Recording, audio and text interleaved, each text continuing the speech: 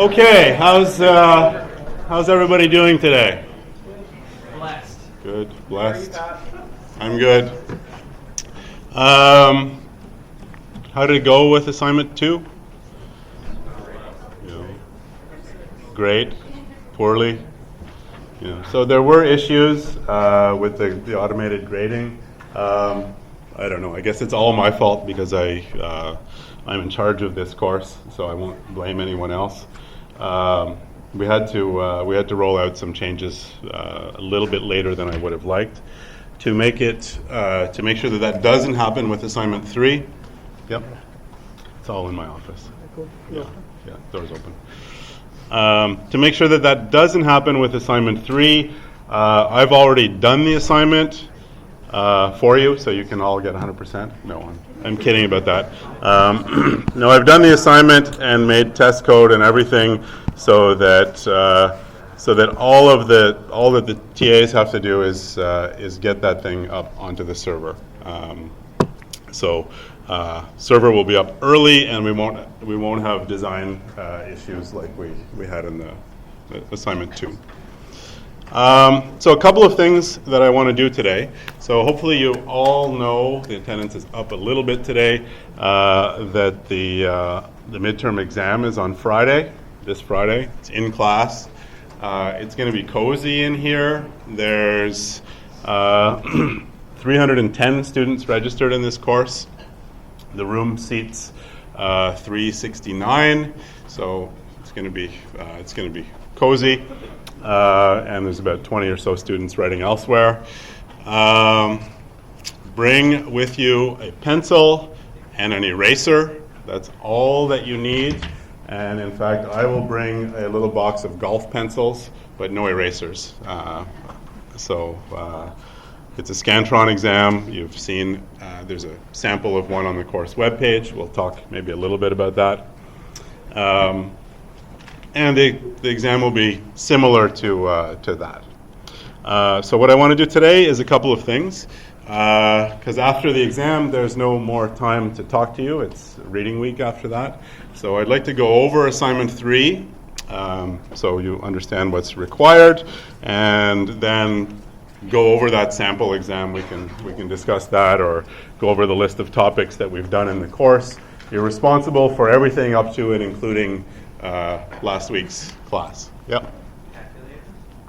No calculators allowed or needed.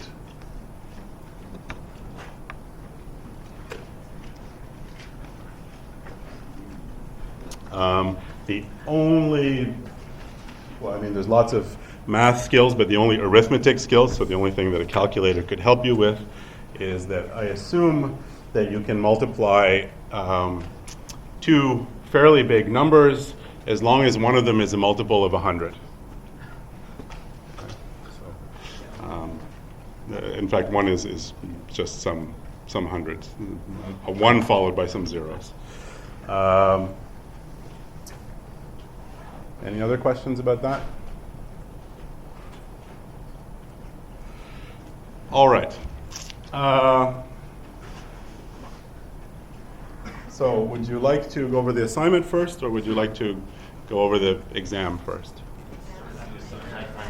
Oh, that was...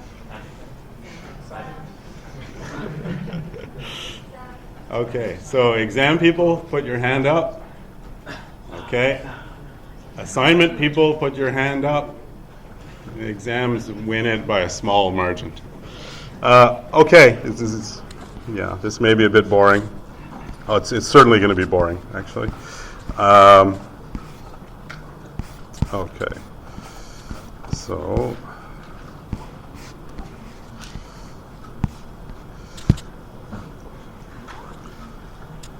how many of you have looked at this sample midterm and made a serious effort to either answer it or understand the answers? Okay, not many, so it's going to be super boring for you guys. Serves you right for being so eager. All right, so I try to not trick you by changing the order in which things appear in the exam from the order in which they were treated in the course. So, generally questions on the exam appear in the same order that we studied them in the course. So one of the first things we studied in this course was the Java Collections Framework. For me, it's the most boring part of the course, but it's probably one of the most useful for you guys if you become Java programmers. So there's a few questions about these. They're all based around the following assumption. We want to store some kind of collection of students. They're all enrolled in this course, and we would like to be able to quickly check if a student is enrolled in this course. And so let's say a student is uniquely identified by its student number. So, there's the answer. The answer says it's a set. Why is that the right structure to use? Yeah. Set.contains runs in constant time. None of the other things can do that in constant time. Sorted set would come the closest, but it takes order log n time. And map can sort of do it, but then you're not using the second part of the map. Okay. If we also want to be able to produce class lists that are sorted, what could we do then?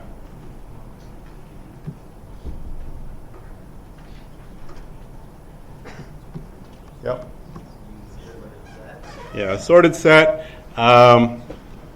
Sorted by what?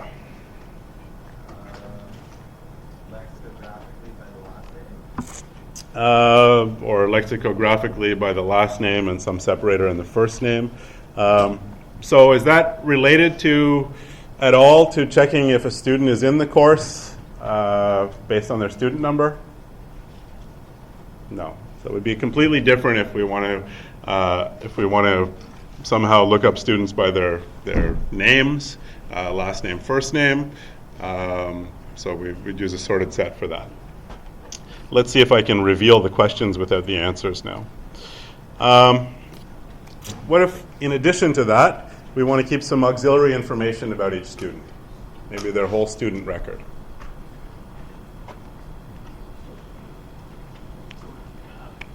Yep.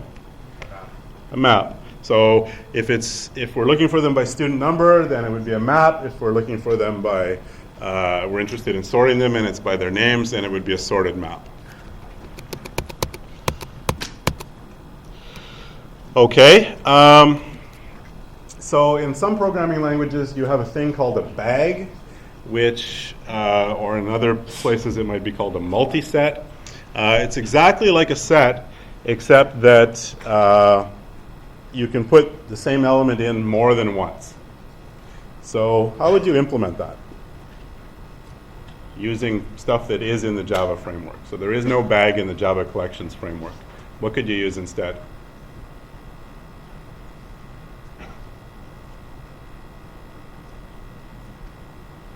Yep. You could use a map and just the value would be how many times you've seen the element.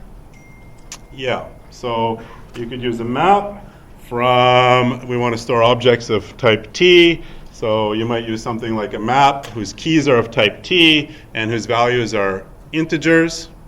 Any other alternatives?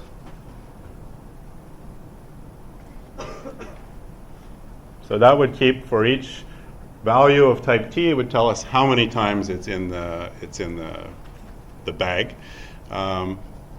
Any other alternative we might want?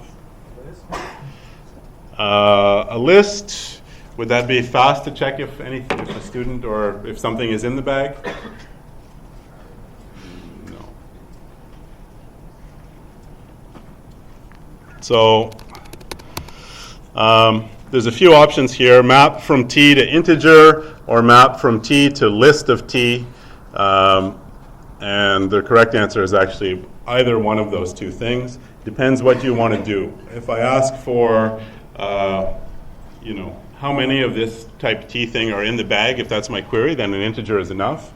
But remember that sometimes things are treated as equal, even though they're not exactly the same. So I might actually like a list of all of the things that are in the bag that match the thing that I'm looking for. It could be a bag containing names, and I would like a list of, or it's a bag containing people, and I would like a list of all the people whose name is Patrick or whose name is whatever. Yeah. Wouldn't the maps, can't they only have a key once? And if you're having the keys be t, and if equal elements can be stored more than once, wouldn't the map not work? No, that's what we're doing with the map is making a data structure that allows us to simulate or actually store the elements more than once, but still allows us to search like in a set, right? So each unique thing would occur once as a key in the map, and in that map you would look up that thing. So I could look up my name. It's probably there. We can just give it up for today. It's probably in the thing in my office. Can I get find? It's on my desktop computer. So the integer would denote how many times it exists in the bag. Yes. Okay. Yeah. So you'd say, yes, this is in the bag, it's in there 5 times, or no, it's not in the bag. Or you can keep a list of those things and say, yes, here's a list of the people whose name is Patrick that are in the bag. Okay. Now some running time questions. How long does a get operation in an array list take? Get the ith value. Yep. Constant time. It's just an array. You look up the ith location in the array, that gives you the value there. How about remove? Yep. So order n minus I or 1 plus n minus I, depending on how fussy you're being, because when you remove the ith value, there's n minus I things that have to shift to the, actually n minus I minus 1 things that have to shift to the left to fill in that value. That shifting takes time, order n minus I. In this case, we're saying size instead of n. How about in a linked list? This is the Java Collections Framework linked list. Yeah. Which is a doubly linked list.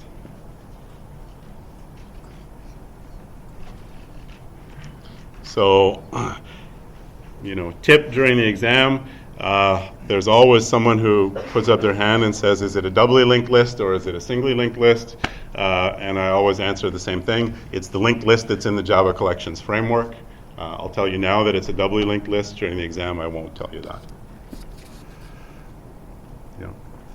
So how long does it take to get the ith element in a linked list? Yeah. Sometimes.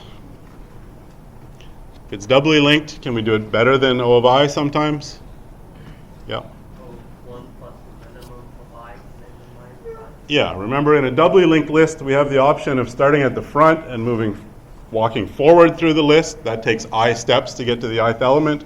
Or we can start at the back of the list and walk backwards. That takes n minus I steps or so to get to the ith element. And we know the length of the list, so we can choose the smaller of those two things. So we get the minimum of I and n minus I. And how about removing that element?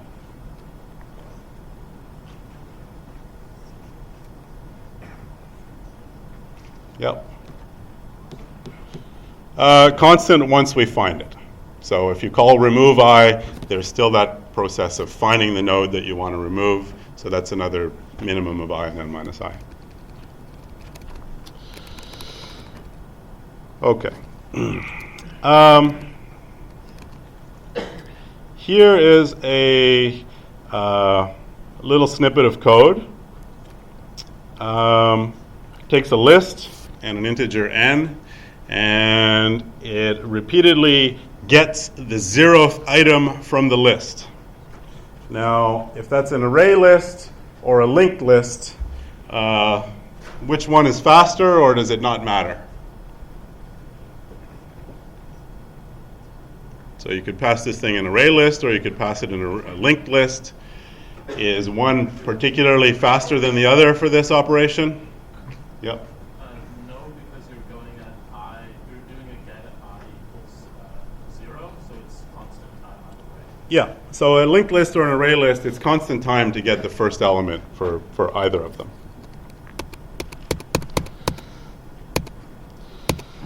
All right, here we are, same snippet of code, except now the index that we look for is actually a randomly chosen value between 0 and the length of the list minus 1.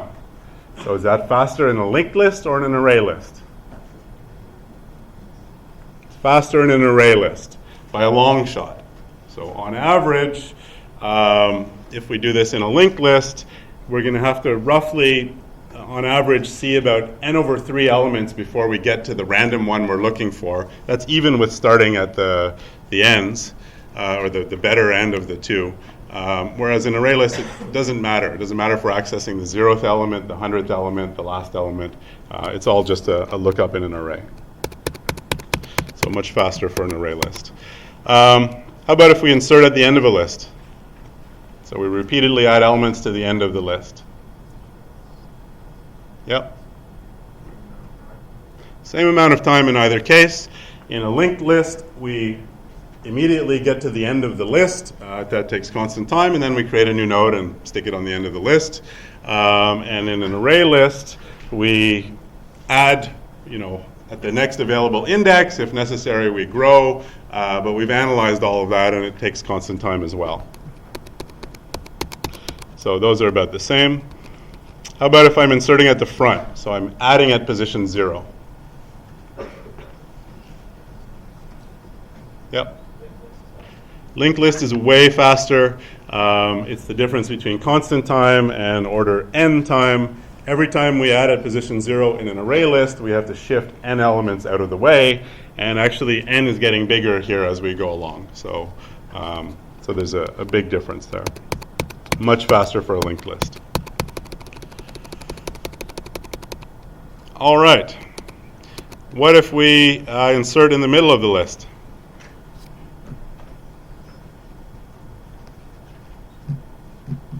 Yep. Not faster for either, really. So in an array list, we have the problem that if we insert in the middle of the list, we have to shift n over 2 elements out of the way. In a linked list, we have the problem that we have to get to the middle of the list before we can insert there. Now, if you really needed to do this, you could rewrite it so that it would be much faster with a linked list by realizing that you're going to the same place over and over again. That searching in the linked list is something you could repeat. You could use an iterator for that, and I think the next question asks about that. So it uses a list iterator to get the n over 2th position in the list and then repeatedly adds at that position. So that would be much faster for the linked list than the array list. Okay, so those are Java Collections Framework questions. Anybody want to ask me anything about those? Yep. Explain number 12, why the iterator makes it slower. Makes it faster. Slower than the array. Well, so it doesn't make it slower for the array list. It makes it just as slow. It keeps it just as slow. But it makes it much faster for the linked list. So in an array list, what is an iterator? Well, an iterator is just a number. The iterator for position I in an array list is just the number I. It says, look, you can look in the list and say there's what the iterator is pointing to. An iterator in a linked list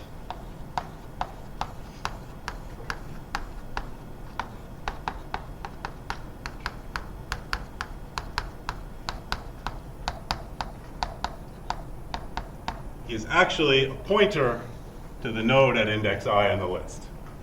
So now, if I want to insert at position I and I have a linked list iterator, it's a really easy thing, right? In fact, this is how we do it. We first find that node and then we just change a few pointers to do the insertion. And the hard part is finding it, so that only takes constant time. In an array list, it doesn't really help that we know exactly where we want to insert, because we still have to push everything out of the way to do the insertion. And so that's where linked lists can win out. Any other questions about the Java collections framework portion?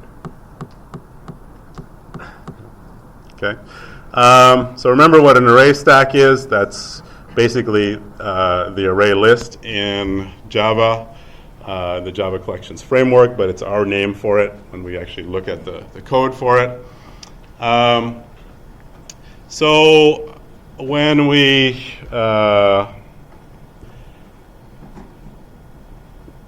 grow an array list, so things have changed since 2010 a little bit in the code, so the names may not be exactly the same for these questions, but I think you get the idea. So,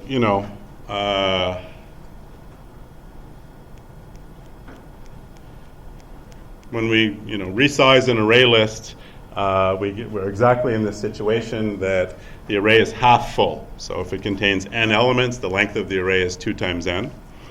And now imagine you're about to grow this array again because the array is completely full.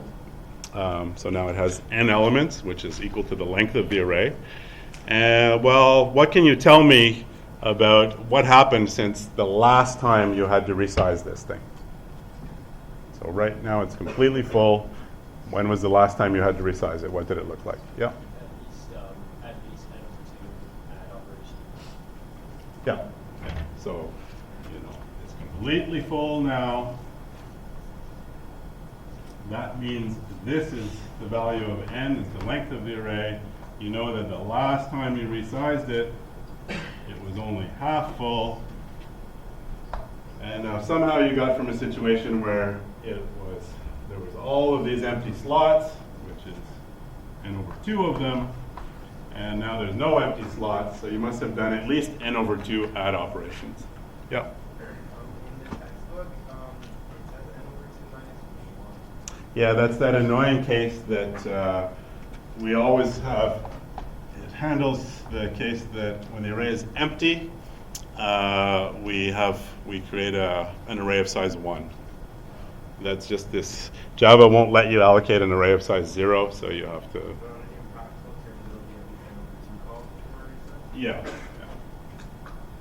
So I won't be too fussy with plus ones and minus ones. It's the functions of n that I'm interested in. Yeah. All right. Yeah. So the answer is n over 2. And now if we're about to shrink it. We're about to shrink it because it looks like this. This is a dot length over 3. What can you tell me about what happened since the last time I resized it? Well, the last time I resized it, it looked like this. It had a dot length over 2 elements. So what happened between then and there? Lost n over 6 elements. Oh, I lost, is it n over 6?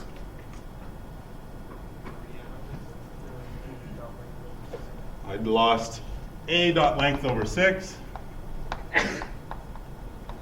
elements. So that happens from remove operations. And so if I write that in terms of n, so n is a dot length over 3, which means that a dot length over 6 is n over 2. If you were writing answers down, I would accept a dot length over 6, but since it's multiple choice, I'm looking for n over 2. Yeah, and from those two questions, we did this analysis that said, well, if I do a sequence of m operations, and I count during those m operations, each time the array grows or shrinks, I count how many elements were copied from one array into another, then that number is 2 times m. That's just this picture that you draw on this timeline. How many elements were copied during this operation? Usually it's 0, but sometimes it's big. And what you notice is that, so what you just argued is that if I'm copying this many elements right now, there's a big empty gap here, which is at least half the height of this tower where I didn't have to copy anything. So if I add up the heights of all these towers, I get 2 times m. This starts at 1 and goes up to m.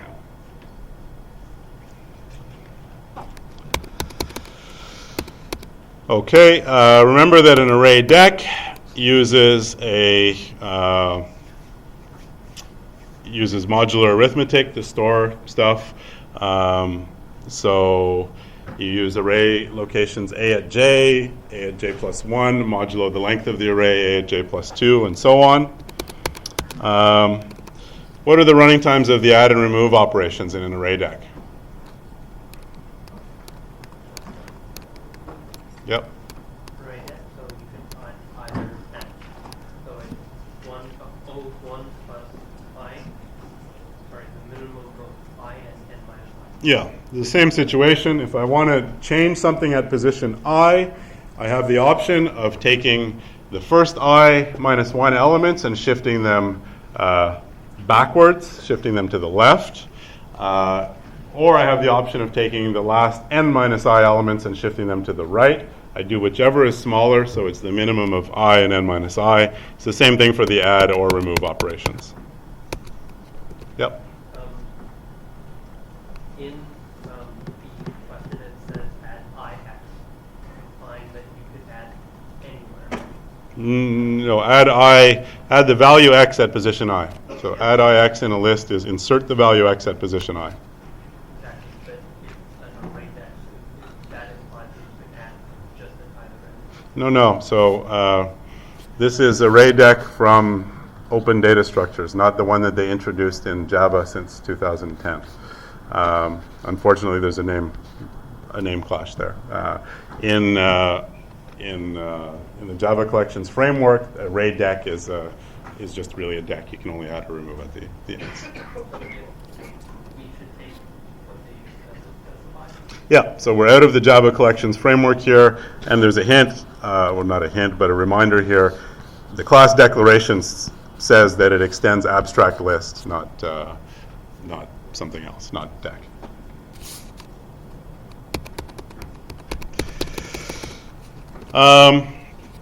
Okay. If m is 2 to the 10, I ask you for the binary representation of m and m minus 1. In general, I wouldn't ask you for the binary representation of a number unless it was easy. What does the binary representation of a power of 2 look like?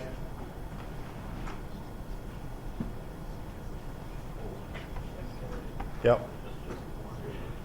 It's a 1 followed by a bunch of zeros, and the number of zeros is 10 in this case, so 2 to the power of 10. So that still leaves 3 plausible options here. Well, option A, I think you can realize that that's not right because there's no 9s in binary representations. That leaves B and E. And well, even option E, so if you know even a little bit about binary, you could figure out that it's B. But even if you know nothing about binary other than it's a positional number system, you should be able to see that this number, which is all ones, is bigger than this number, which is a 1 followed by a bunch of zeros. So if this is m, this is certainly not m minus 1 because it's bigger than that. There's one way to deduce that. Or you can just subtract 1 from that other number and see what happens. You'll get this answer.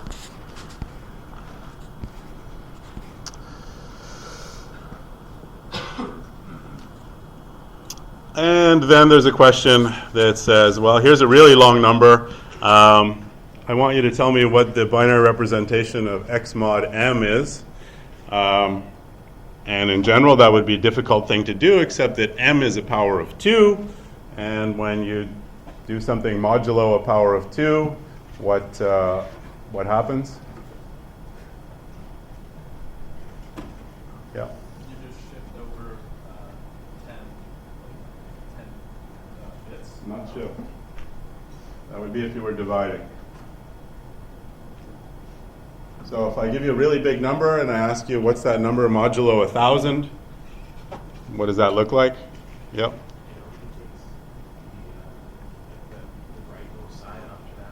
Yeah.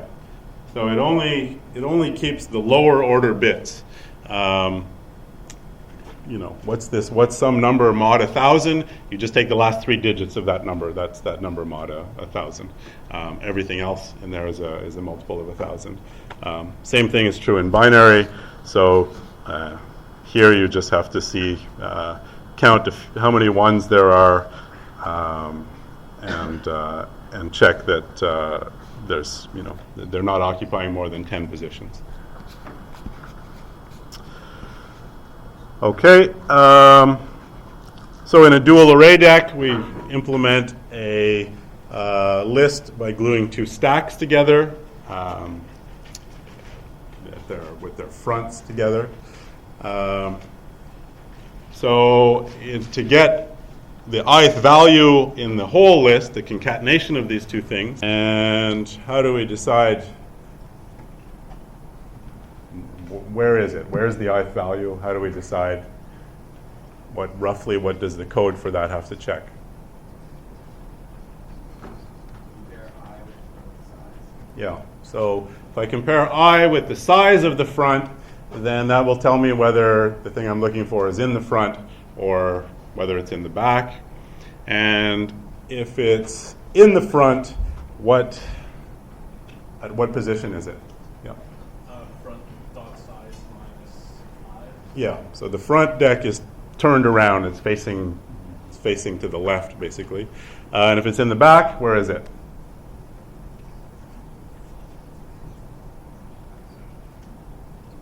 I minus front size. I minus front size. So you have to decipher that from the available options there.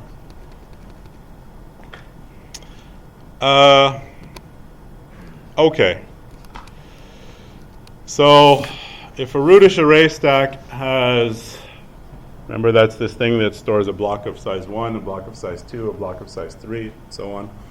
So if it has 10 blocks, how many elements can you store in it?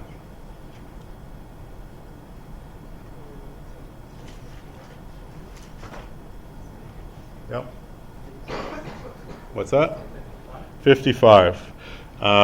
It's 1 plus 2 plus 3 plus 4 plus 5 plus 6 plus 7 plus 8 plus 9 plus 10. That's 10 times 11 divided by 2. That's this famous formula that Gauss discovered when he was 9 years old.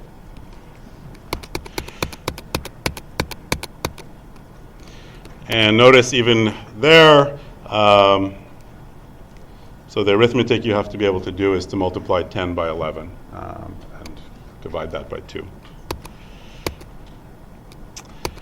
If I call get 13 in a Rudisha array stack, which block is it in? Where is it in that block? I don't know. There's some formula for that. but it's not particularly big, so just draw a table like this and figure out where it is. Every exam that has a question like this should have such a little table, unless I ask you to tell me where the 10 millionth value is or something. I don't care that you've memorized the formula for deciphering which block it's in. I care that you understand, really where it is. So it's in block 4 at index 3.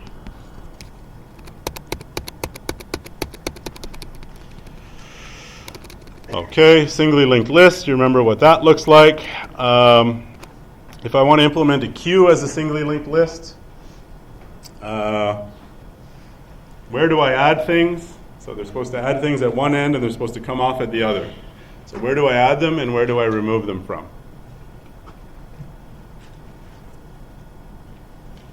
So singly linked list.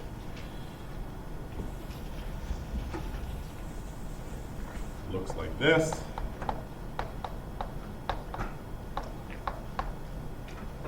This thing is called the head. This thing is called the tail. If I'm trying to implement a queue, I have to decide which end I add things from and which end I remove things from. Where do I add things?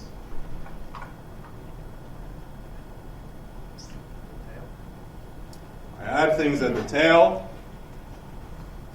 Can I do that? Yes, I have a pointer to the tail, and the way that I add something is I need to change this next pointer in this node, which luckily I have a pointer to append it, and then I can reset the tail to point to this last thing.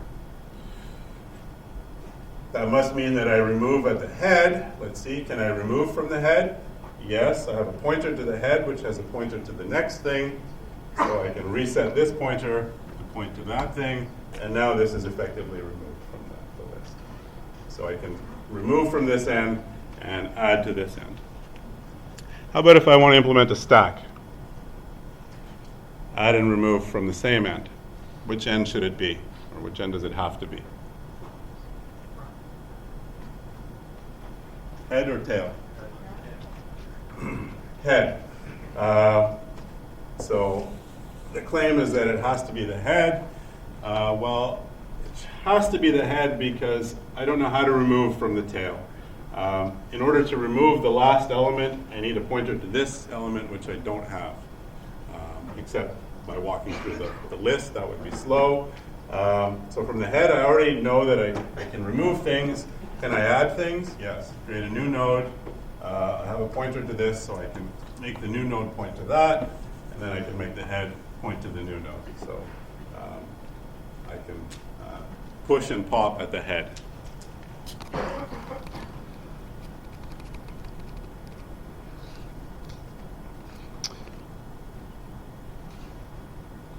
Yeah, this is just a silly trick question that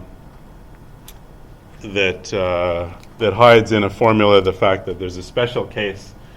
Usually it takes I steps to find the ith node in a singly linked list, unless the node you're asking for is the last one, in which case it takes constant time because we keep a pointer to the tail. Not a very nice question. Doubly linked list, we keep a dummy node.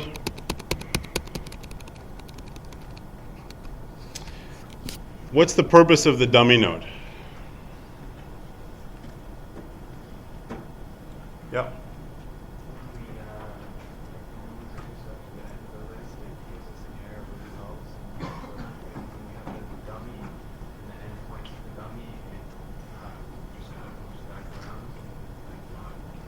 Yeah, so it seems to have this nice thing that there's no special cases anymore.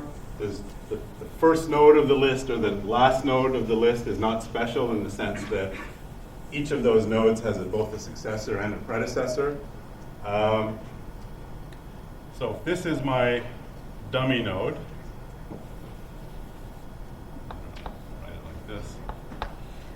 dummy,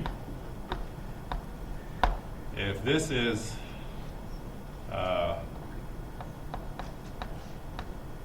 dummy.next, and this is dummy.prev, and here's the real list nodes.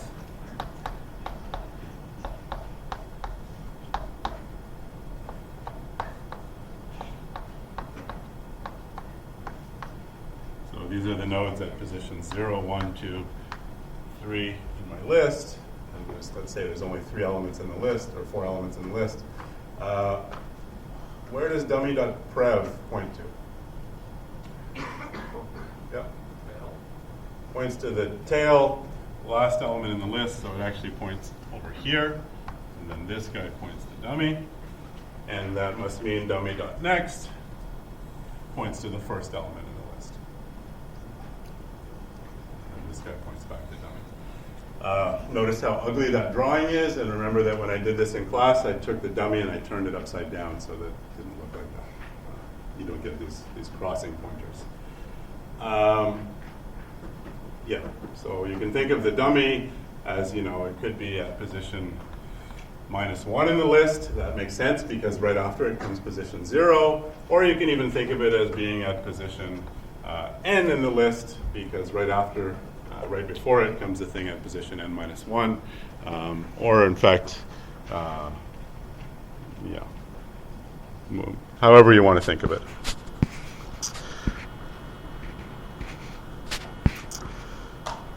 Well, the answer is given away in this one. 2 pieces of code just for adding into a doubly linked list. One of them is right, one of them is wrong. You have to reason through it to tell me which one is which.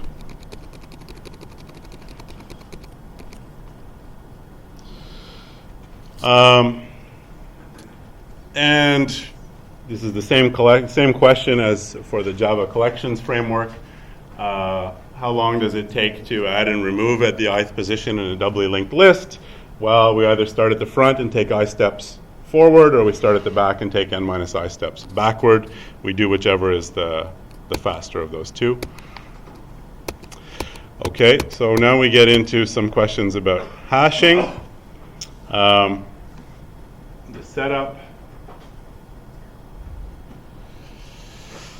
setup is we have a table of size m.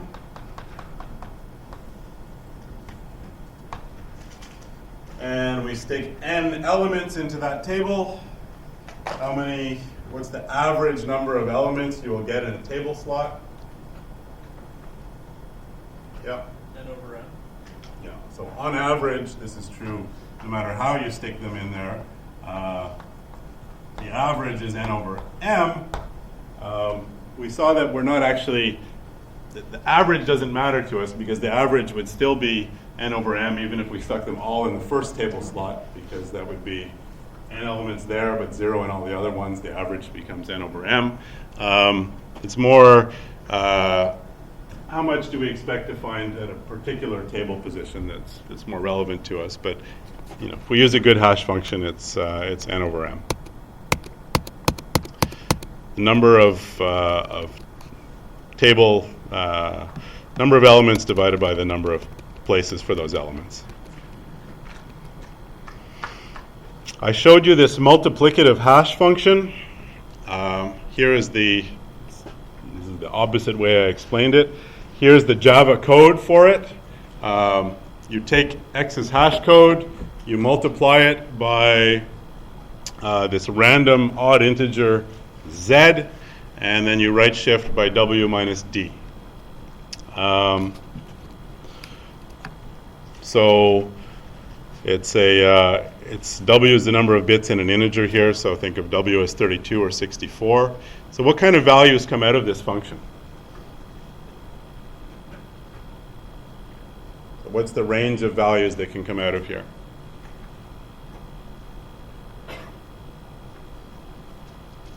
What's the smallest value you could get? 0, right? If X's hash code is 0, then I multiply it by Z, that's still 0, and I right shift, that's still 0. What's the biggest value that could come out of this?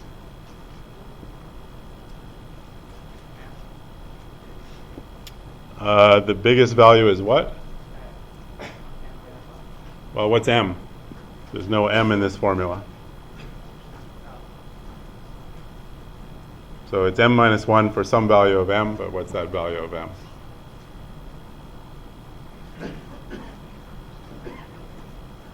So I have a w-bit number, and I'm right shifting it by w minus d bits. How many bits are left? So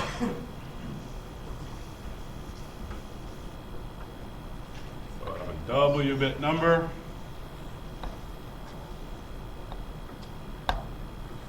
I'm right shifting it by w minus d bits. So that means these w minus d bits, when I right shift, they're going to fall off the end. So how many bits are left? It's not a trick question. D bits. What's the biggest integer I can represent using d bits? Close? Not. 2 to the d minus 1. Remember, 2 to the d would look like this. It would be a 1 followed by d zeros. But that would take d plus 1 bits. All I have is d bits, so the best I can do is having this be all 1s, which is 2 to the d minus 1. So we can still, we can represent everything between 0 up, between and including 0, up to 2 to the d minus 1. So that's the range. And in, mathematical notation, this is really a formula that looks like this. We take x, we multiply it by z. Implicitly, that happens modulo 2 to the w, because we only have w-bit words. So anything beyond those w bits is going to overflow, which is like taking it modulo 2 to the w. And then we divide it. We do an integer division by 2 to the w minus d. That's what that right shift does. Okay. Here's an example of a class that implements its own hash code method. It's a 2D point. And so it has an x coordinate and a y coordinate. And the way it computes the hash code is it returns the exclusive OR of the two hash codes for those points.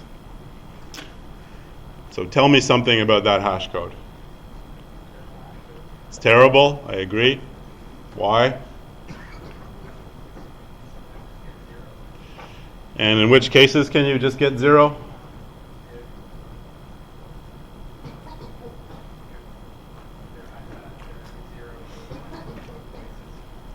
Which means if in every place the hash code of x is either 0 or 1, that every place the hash code of y is either 0 or 1, that means that the hash codes are, it means they're exactly identical.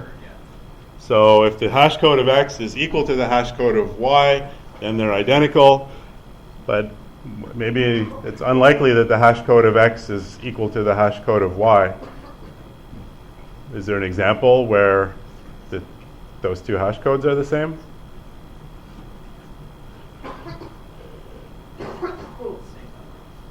If they're the same number. If x and y are the same, the rules say that their hash codes have to be the same. So if I take the point 1, 1, its hash code is 0. The point 2, 2's hash code is 0. The point 3, 3's hash code is 0. All kinds of problems there.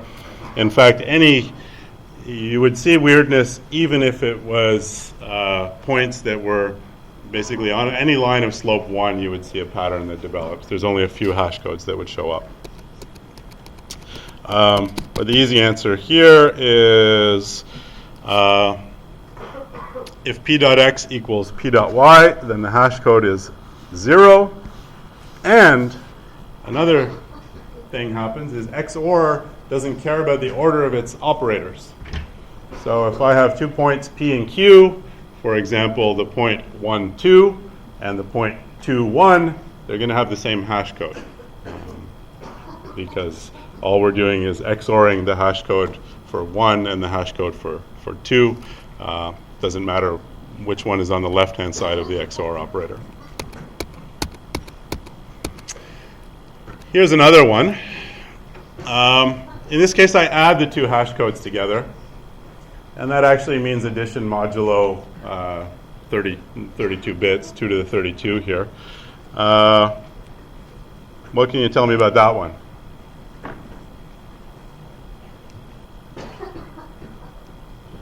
Better or worse?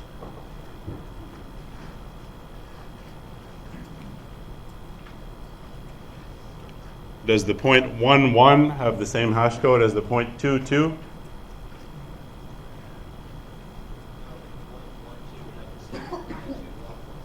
Yeah. So it suffers from the second problem, that addition also doesn't care about the order of its operands. So if I take the point xy and the point yx, they're going to have the same hash code.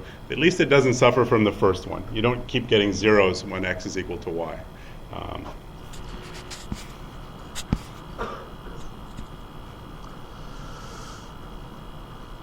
Okay. Here's another one. You take 37 times the hash code of x, and then you add the hash code of y. Better or worse?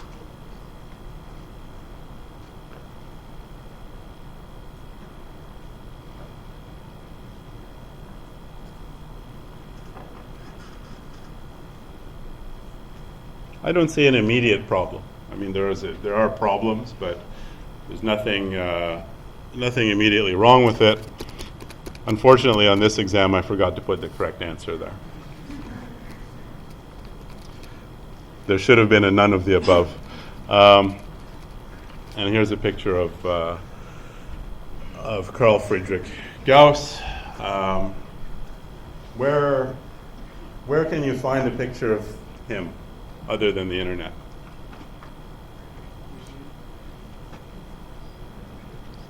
There's a lot of pictures of him floating around in people's wallets.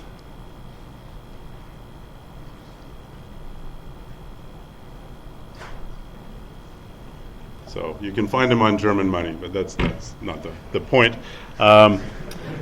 In 2010, when I taught this course, I didn't use a chalkboard, so all of my stories were accompanied by pictures of the people in question.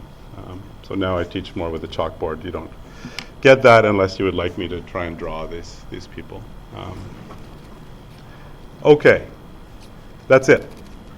Any questions?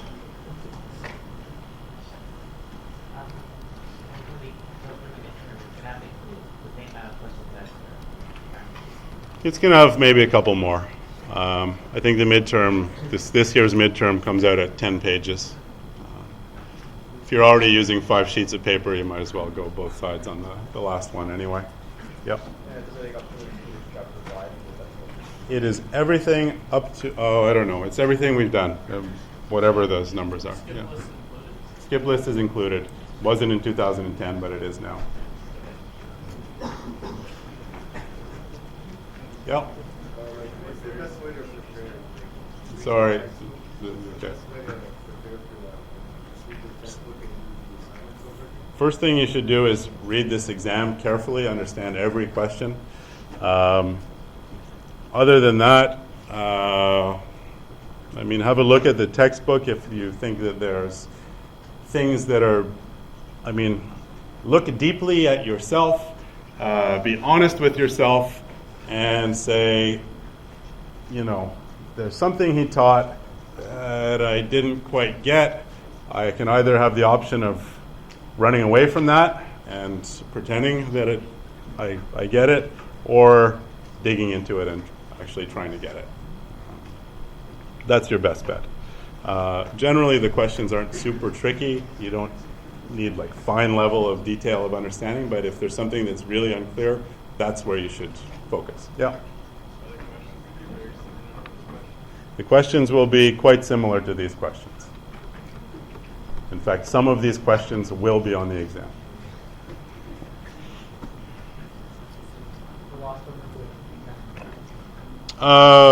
I don't know, maybe.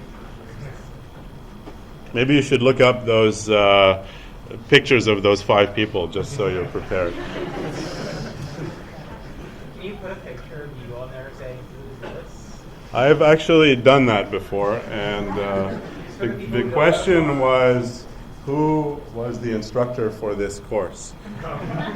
And it was 4 pictures, one of them was me, and not everybody got it right. I was in the room at the time.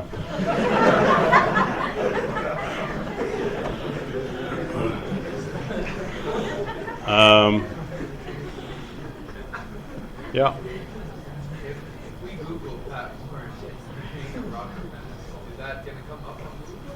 Pat Moran wearing what? The Robert Menace? No. No. Yep.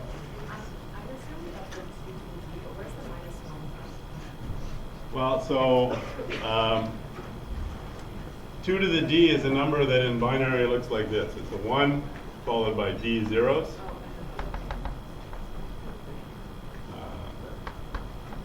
But we only have D bits here, so the biggest number we could get is all 1s there, which is actually just 1 less than this number.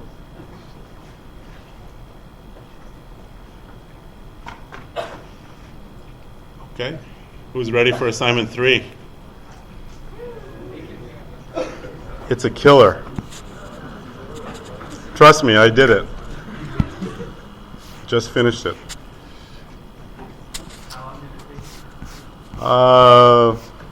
take? About 4 hours, including all the testing.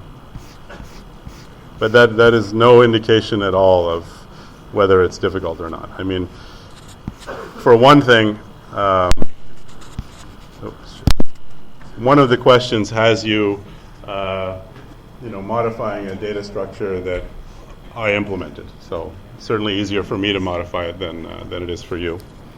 There's only 2 parts, and one of them is to revisit this table class that you made for assignment 2.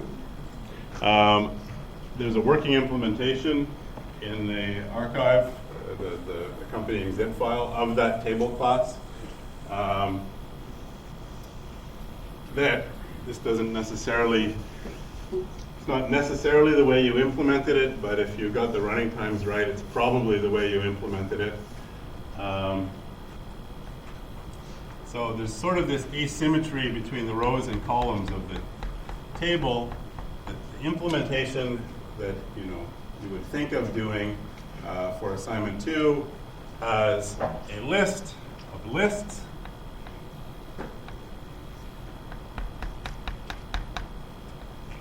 The first list contains 1 entry for each row.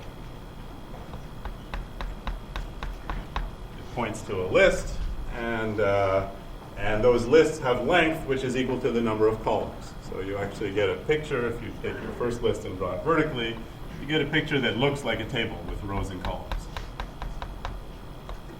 Okay? And so things like get ij ends up being, something like, this thing is called tab. It ends up literally being tab.getI.getJ. Get I gives me the ith row, and then get j gives me the jth element in that row, which is the thing in the jth column, this table. That's all fine and dandy. But there's a sort of strange asymmetry in that if I want to add a row to this table, anywhere that I want, at position I, if I do add row I there, then, well, what has to happen? I have to insert something into this list at position I. How long does that take? So just an insertion into a list like this, if this is, let's say, an array list at position I. Yep. N minus I. Yeah, so it takes n, whatever n is for this list. In this case, it's rows Or tab. minus I, or tab.size minus I, if you like. We'll call it rows because there's actually a function that's supposed to return that, so it's a good name for it. So we have to do that shifting. And then we add this new thing, which is just creating one row in this table, and that's making a list that has size calls. Okay. So this looks like the time to make a new row is something like calls plus rows minus I. On the other hand, if I ask you to make a new column,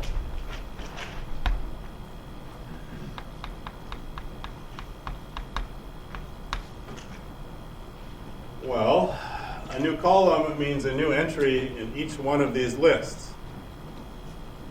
Okay, so I have to put a new entry here, a new entry here, a new entry here, here, so on. That means shifting all this stuff over here, shifting all this stuff over here, shifting all this stuff over here. So a lot of stuff has to move. And so that says then that the running time for adding a column, if you just do this, is you have calls minus I, but it's not plus the number of rows like it was here. It's actually times the number of rows. So instead of paying this plus this, you're paying this times this. Huge difference. So this question asks you to avoid that. So make the running times symmetric again. Make it so that the add column operation is faster. And there's a couple of hints provided. The first thing you have to give up on is to say that if someone asks me to add a column at position I mean, you can stick mostly with this representation, but there's no way that can work if you're going to add elements at all of these positions in each of these tables. It's too slow to add into the middle of these arrays. Now, it's not too slow to append onto these arrays. And then you say, well, but they asked me to add a position I, and I added a position N. Isn't that a problem? And the answer is, well, yes, unless you do something else. So somehow you should think, well, what if I call this position I? Somehow remember that when someone asks me to look up the ith column, I don't really look at the ith element in one of these arrays, but I should be looking here.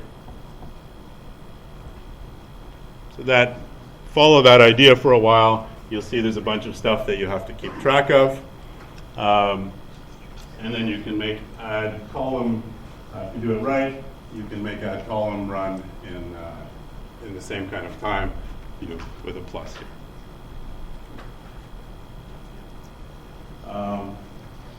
And then you'll do that, and you'll think you've solved it all, and then it'll be time to do remove column, and you'll realize this doesn't work for removing a column. How do I fix that? That requires another idea, which I'll give less hints about. Yep. Is there anything in the went search between now and when this is due that's going to help us with this, or so we're as prepared as we're going to be? You're not going to get any more help with this. Yeah. Yeah. You have everything you need to know. Okay. That's clear? It means may not be clear how to do it. For many of you it won't be. That's okay. But at least the question is clear? Yeah. Good. Here's a question that's maybe less clear. So we've seen these lists that we think of putting elements in a list and they occupy position 0 up to the length of the list minus 1. So I want you to implement something called a default list, which has a default value at a position. So even before you add anything, before you do anything, this list, you can think of it as storing null everywhere. In fact, it's an infinitely long list that stores the value null at every position.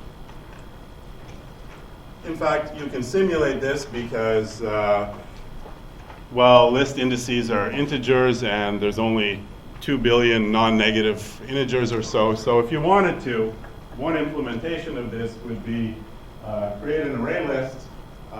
When you create it, fill it with roughly 2 billion nulls, and now it's going to behave exactly like this default list should behave. You can add or remove things, and it behaves just like a list. Now, I don't want you to implement it that way. I certainly don't want you to put 2 billion null values into an array list and say, good, we're done. Now you just use it like a list.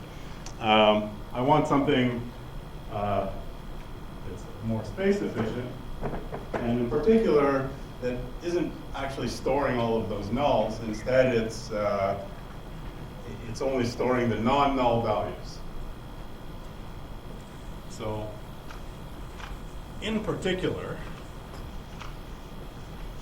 I want something that has fast, well, you couldn't use an array list for another reason, which is that if you did an add or remove on an array list of size 2 billion, and you do that at position 0, then you have to move 2 billion elements out of the way.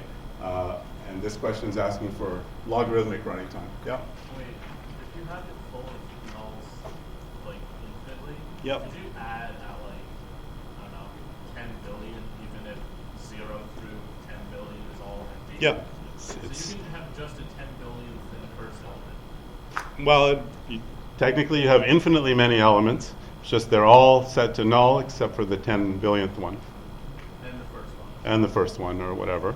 And if you add in the middle of that, I mean, it behaves, you want the behavior that's exactly as if this thing really contained those elements. So if I say, null, null, null, null, starting from position 0, 1, 2, 3, up to, you said 10 billion, so that's position 10 to the 10. I put some value here, 23, and then null, null, null, null, null, up to position infinity. Now, if I do something like, say, add at position 55, I want you to add some value of x. Well, then you go to position 55 in this list. That's somewhere here. You put in an x, and then you bump over the infinitely many values to the right here. In particular, this 23 is not at index 10 to the 10 anymore. It's now at index 10 to the 10 plus 1. Just like it would be in a list.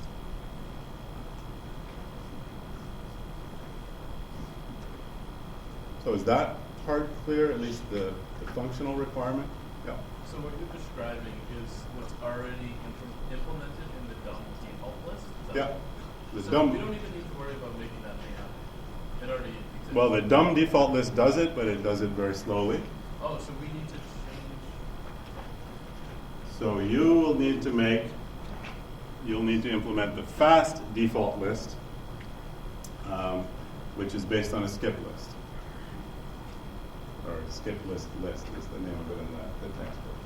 So remember we saw that skip lists can implement the list interface. That looks like this.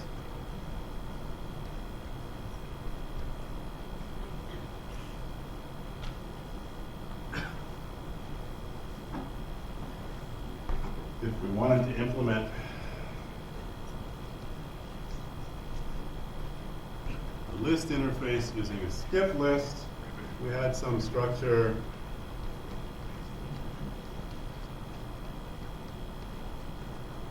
that looked like this. this was list position 0 was whatever, whatever's at list position 0 is here, whatever's at list position 1 is here, 2 is here, 3 is here, 4, 5, 6, and so on. And what did we do to these edges here? What kind of information did we keep on those? Yep. So we kept their length. And their length is really just tells you from what index am I, the difference between the index of this node and the node that it points to. And so actually when you work it out that way, you realize that the sentinel should probably be called position -1 in the list. All of these edges in the bottom list have length 1 because they always go from 0 to 1, from 1 to 2, and so on. But these upper edges at higher levels, well, they may have variable lengths. This is 1, 1. This one has length 3. This one has length 7, and so on. Okay. So that was the list implementation. List implementation using a linked list, and you can access any element, insert, remove, do whatever in log n time. Now, look what happens if I just change one thing here, or change one thing in the bottom list. Let's put, instead of a 1 here, let's say that the length of this edge is 101.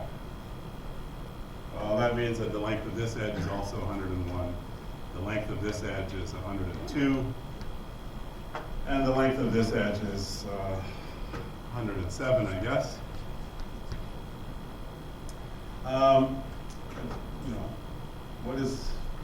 How do we interpret that in terms of these indices down here? Well, from here to here, we cross an edge of length 1, so that's -1 to 0. From here to here, we cross an edge of length 1, so that's 0 to 1, 1 to 2. But here we cross an edge of length 101. So that's like going from index 2 to index 103. Well, then we cross an edge of length 1 from there, so this is like index 104. This is like 105, 106, 107. So now somehow this looks like a representation of a list that has elements at position 0, 1, 2, 103, 104, 105, and so on, up to 107. And it has nothing at positions 3 up to 102, or the default value is there. So that's the idea. Look very carefully at, understand very well the current implementation of the list, which always has weights of 1 on these bottom edges, and figure out, well, if instead of storing weights of always being 1, if I store other weights, how do I use that to implement a default list? So for example, this list here would just look like this. From the sentinel, which is at position -1, you have an edge of length 56 that goes to this thing, which has an X. And from there, you have an edge of length 10 to the 10 minus 55, I guess, which takes you to this thing that has a 23 in it. Okay. And here you have whatever, an edge of infinite length. So there's a representation of a list, an infinite list. Default values are null, and it happens to store at position 55 an X, and at position 10 to the 10 plus 1 a 23. So make that work. And I can't tell you enough that this is not something that you can hack your way through. This is, there's only a very small number of changes to the code that you have to make. It already mostly does everything that it needs to do. There's just a few little things you need to check. So check those things, understand, work carefully, and slowly.